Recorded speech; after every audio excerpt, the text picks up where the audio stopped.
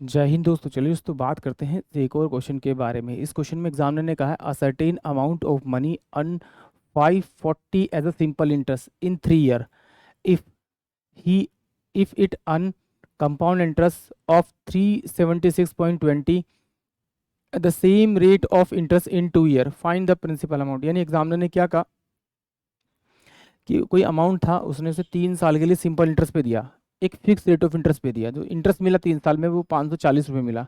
But जब उसे कंपाउंडली देता है तो 2 साल के अंदर उसे कंपाउंड इंटरेस्ट जो मिलता है वो 376.20 मिलता है। तो एग्जामिनर पूछ रहा है कि वो प्रिंसिपल अमाउंट क्या था।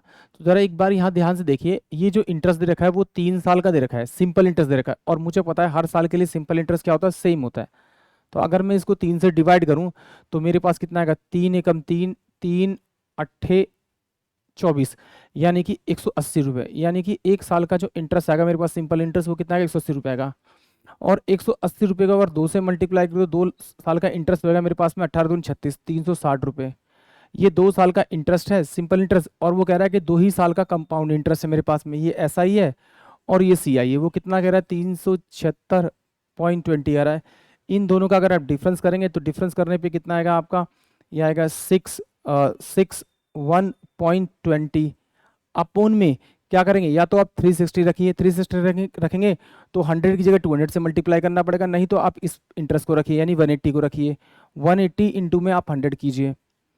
तो इससे इसको जब सोल्व करेंगे तो सोल्व करने पे आएगा मेरे पास 1620 अपोन में 80। तो इससे कट जाएगा, ये किस पे जाएगा आपका 9 पे जाएगा। यानी कि 9% मेरे पास क्या आएगी, रेट ऑफ इंटरेस्ट। अगर रेट ऑफ इंटरेस्ट मुझे पता है कि 9% है तो मेरे पास प्रिंसिपल इंटू में रेट ऑफ इंटरेस्ट कितना, 9/100 इंटू में 1 ईयर। और 1 ईयर का सिंपल इंटरेस्ट मुझे पता है कितना है, 180 है। तो इससे मैं इसको काटूंगा तो मेरे पास कितना आएगा, 20। तो प्रिंसिपल कितना आ जाएगा मेरे पास में आपका 2000 रुपीज़। यानी कि ऑप्शन जो मेरे पास आएगा वो क्या आएगा आपका, डी इस क्वेश्चन के लिए करेक्ट आएगा। एक बार फिर देख लेते हैं, जरा इसको समझ लेते हैं थोड़ा सा। देखिए, जब भी हम कोई अमाउंट पे कंपाउंड इंटरेस्ट निकालते हैं, जैसे मान लीजिए यहाँ पे दे रखा है आपको 2 ईयर का कंपाउंड इंटरेस्ट दे रखा है, तो उसने मुझे दे रखा है आपका, यहाँ पर कोई अमाउंट था और उसने देखा 3 साल का सिंपल इंटरेस्ट दे रखा है 540, और 2 साल का कंपाउंड इंटरेस्ट दे रखा है मुझे कितना आपका 376.20 दे रखा है।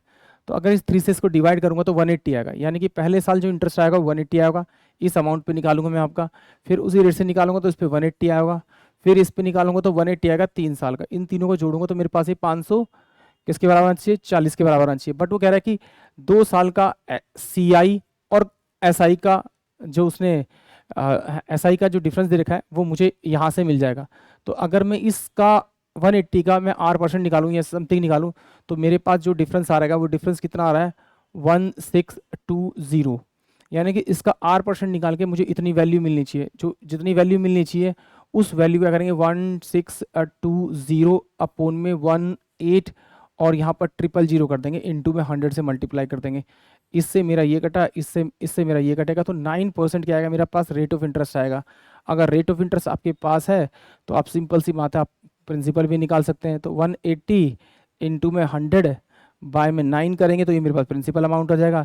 तो ये 9 दूनी 18 यानी कि 2000 रुपये इसका प्रिंसिपल अमाउंट आ जाएगा। यानी कि ऑप्शन जो डी होगा वो इस क्वेश्चन के लिए करेक्ट होगा। आई होप आप सभी को क्वेश्चन समझ में आएगा। जय हिंद, जय भारत।